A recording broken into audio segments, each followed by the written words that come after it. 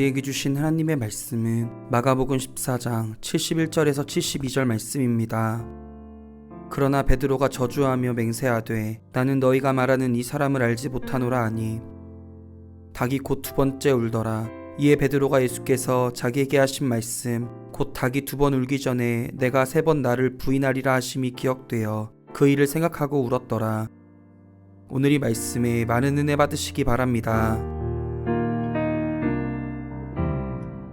예수님이 십자가에 못 박히시는 그 밤에 성경은 아주 중요한 한 사람의 행적을 기록합니다. 우리가 잘 아는 베드로라는 인물입니다. 53절에 예수님이 끌려가서 대제사장과 장로들과 서기관들이 다 모이게 됩니다. 54절 한번 읽어볼까요? 베드로가 예수를 멀찍이 따라 대제사장의 집들 안까지 들어가서 아랫사람들과 함께 앉아 불을 쬐더라. 다른 사람들은 무서워서 예수님을 쫓아가지도 못합니다. 예수님을 가장 사랑했던 사람, 또 예수님을 정말 존중했고 또 존경했던 사람, 예수님과 함께 죽기를 결단한 베드로만이 좀 멀리 떨어졌지만 아주 두렵고 어려운 현장에서도 베드로는 끝까지 따라갑니다. 죽음의 자리인 걸 누구나 알기 때문에 베드로도 멀찍이 예수님을 따라갔다 이렇게 표현합니다. 보면 대제사장과 온 공회가 예수를 죽이려고 그를 칠 증거를 찾되 얻지 못하니 이는 예수를 쳐서 거짓 증언하는 자가 많으나 그 증언이 서로 일치하지 못함이라. 유대인들이 갖고 있는 재판제도의 특징은 무엇인가 하면 증인을 반드시 복수로 세우고 증언한 것들을 맞추어 보면 그래도 억울한 일이 적을까 봐 상당히 고도의 재판 절차를 갖고 있고 제도를 갖고 있는 거죠. 예수님을 좀 죽일 증거를 찾는데 거짓 증언들을 세워놨는데 증언이 일치하지 않으니까 이게 좀 판단하는데 어려움이 있었다는 거죠. 그때 어떤 사람들이 일어나 예수를 쳐서 거짓 증언하여 이르되 우리가 그의 말을 들으니 손으로 지은 이 성전을 내가 헐고 손으로 짓지 아니한 다른 성전을 사흘 동안에 지으리라 하더라 하되 그 증언도 서로 일치하지 않더라. 그래서 가장 유대교의 중심이 됐던 성전에 대한 예수님의 이야기를 아주 분명하게 공격하는 것을 저희들이 보게 됩니다. 어쨌든 이것은 시나리오가 있는 일종의 재판 절차였기 때문에 예수님이 여기서 벗어나올 수 없죠. 성경이 증언하는 것은 예수님에게 어떻게 죄를 씌웠는가 이것보다는 66절부터 베드로의 행적입니다. 베드로가 아랫뜰에 있더니 대제사장의 여종 하나가 와서 베드로가 불 쬐고 있는 것을 주목하여 이르되 너도 나자렛 예수와 함께 있었도다 하거늘. 베드로를 알아보고 이 사람이 예수님과 한패입니다. 또 예수님과 함께하던 사람입니다. 이렇게 증언했다는 거죠. 그때 베드로가 이야기합니다. 부인하여 이르되 나는 내가 말하는 것이 무엇인지 알지도 못하고 깨닫지도 못하겠노라. 베드로가 이제 그 자리를 모면해야 되니까 그 자리에서 자기는 아니라고 그렇게 부인하는 것을 보게 됩니다. 이것은 이제 예수님을 따르겠다고 자신이 결심하고 실제로 예수님을 따랐고 복음서의 곳곳에서 예수님이 누구이신가를 고백하는 큰 영광이 베드로에게 주어집니다.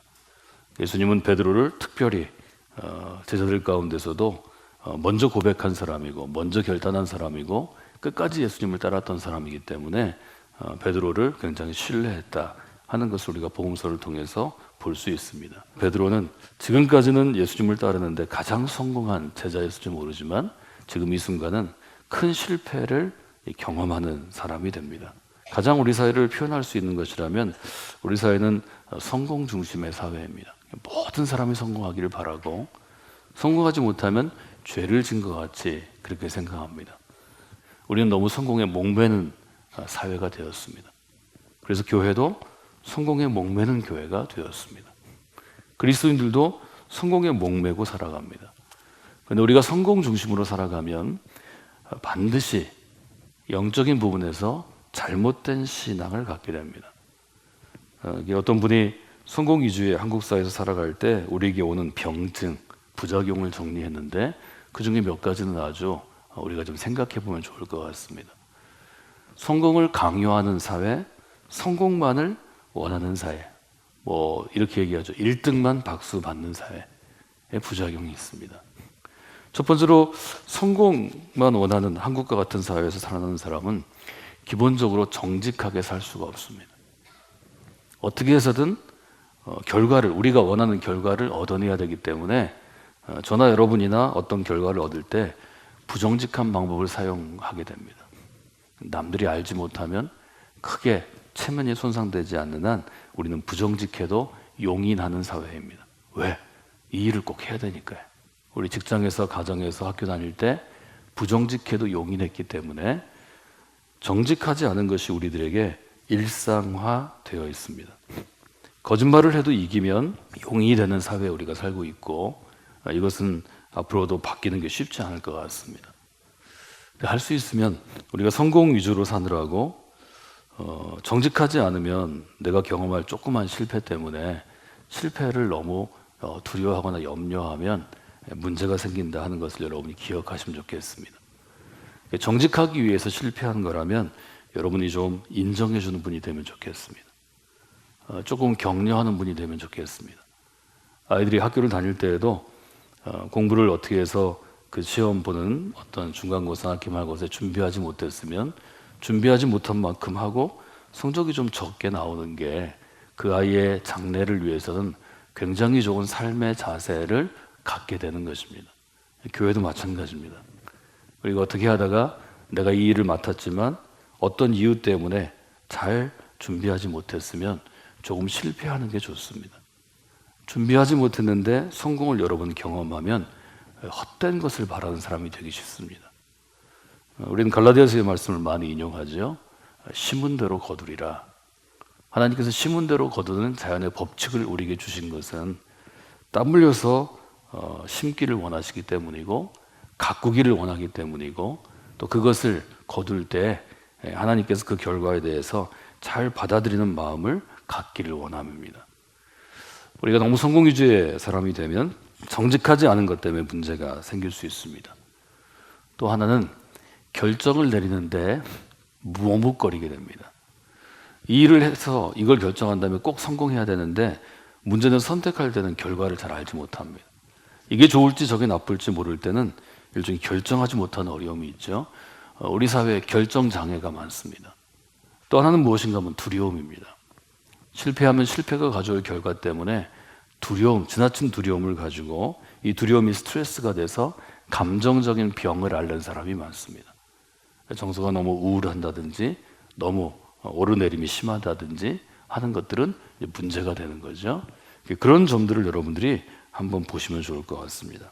모두가 성공하기를 바라는 사회이지만 사실은 사람은 누구나 실패합니다. 실패하기도 하고 성공하기도 하기 때문에 이 점을 여러분들이 인정하시는 분들이 되시면 지금보다 훨씬 더 자유로운 삶을 살 수 있다는 것을 마음 가운데 두시면 좋을 것 같습니다. 베드로의 실패를 통해서 성경이 우리에게 주는 몇 가지 교훈이 있죠. 첫 번째는 실패를 좀 인정하는 그리스도인이 되라는 것입니다. 실패는 우리의 삶의 한 부분입니다. 바꿔서 얘기하면 누구나 실패합니다. 우리가 비교적 성공했다고 생각하는 사람도 성공한 모습만 우리가 기억해서 그렇지 그 성공하기까지에는 실패를 많이 합니다. 성경에 등장하는 인물들의 특징은 어떤 것인가요? 성경은 인물들의 실패를 솔직하게 기록합니다. 모세는 화를 내서 약속의 땅에 들어가지 못하죠. 기드온은 결정을 머뭇거립니다. 하나님의 명령에 순종하지 않고 테스트합니다. 하나님을 시험합니다. 여러분이 아시는 것처럼 다윗은 성공한 왕으로 구약에서 가장 위대한 왕으로 기록하고 있지만 실패를 많이 한 사람입니다. 실수도 합니다. 예수님의 제자들 가운데는 도마 같은 경우는 예수님을 의심합니다. 그리고 베드로는 실패하죠. 베드로 실패에도 72절은 그렇게 얘기하죠.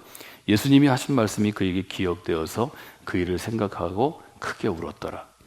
이 베드로가 실패한 것을 아주 분명히 두죠. 중요한 것은 실패하지 않는 것이 아니라 실패해도 다시 일어나서 하나님께 쓰임받는 사람이 되는 것입니다. 성경의 메시지는 거기에 있습니다.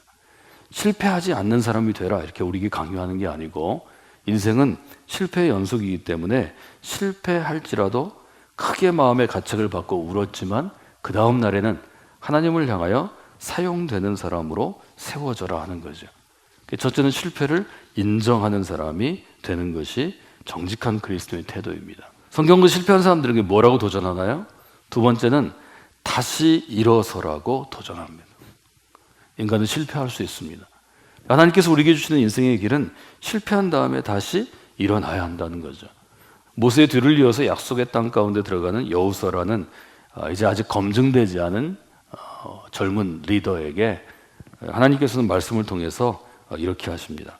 강하라. 그 다음에 담대하라. 세 번째는 두려워하지 말아라.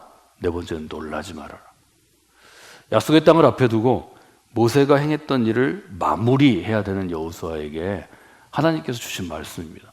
마음을 좀 강하게 해라. 담대하라는 용기를 내어라. 내 마음에 두려움이 많은데 두려워하지 말아라. 또 이 일을 어떻게 할지 마음이 안정되지 않아서 좀 놀라는 마음이 있는데 놀라지도 말아야 한다.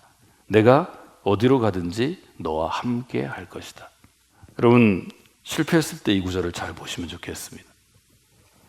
그리스도인이 된 사람들은 실패한 다음에 하나님이 주시는 격려와 위로와 힘을, 능력을 받아야 합니다.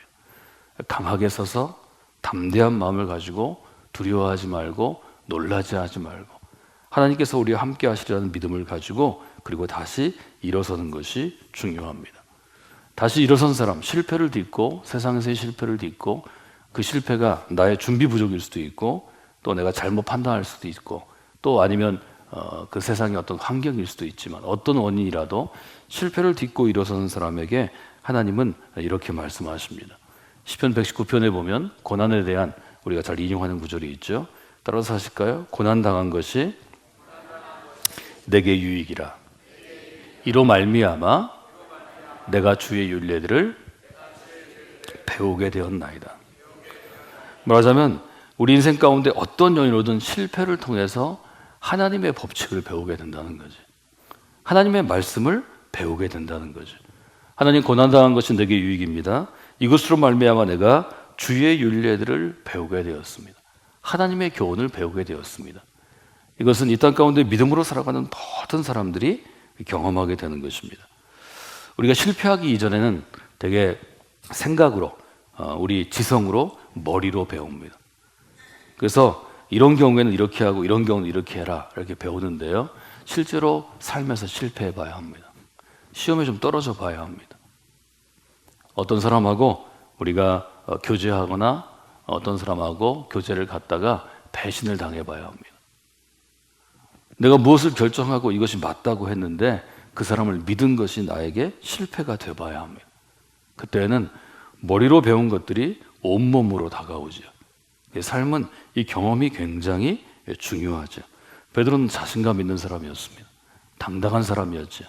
그래서 예수님이 그리스도이심도 맨 먼저 고백한 사람이고 제자들이 머뭇거릴 때 그들을 이끌어서 아주 열정적으로 일하게 하는 사람이고 또 예수님을 체포하러 왔던 체포의 현장에서는 예수님을 체포하려는 사람의 귀를 베기도 한 아주 용기 있는 사람이었습니다.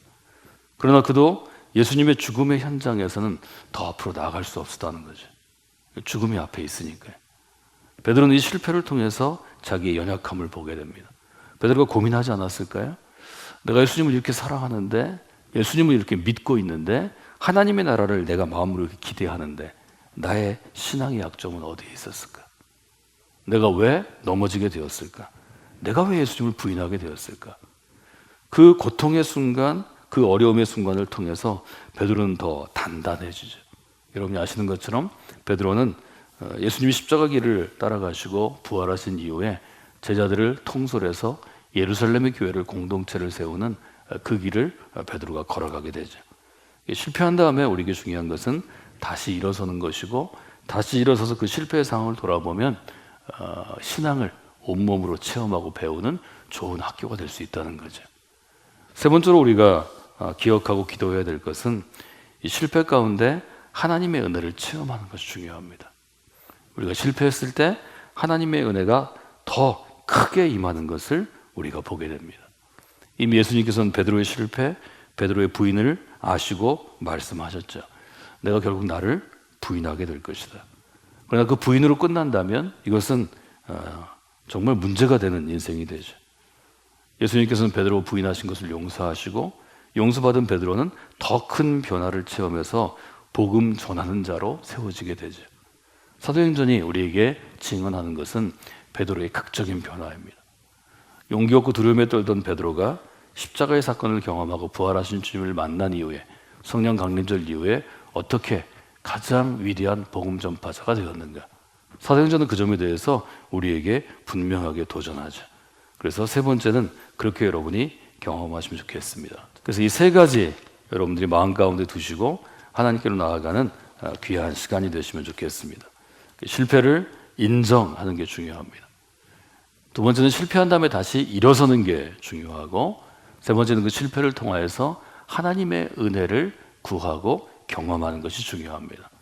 여러분 이 세 가지 단계들을 여러분의 믿음의 삶 가운데 잘 경험하시고 또 잘 배우시고 또 그래서 하나님께 쓰임받는 귀한 분들이 되시기를 주님의 이름으로 축원해 드립니다.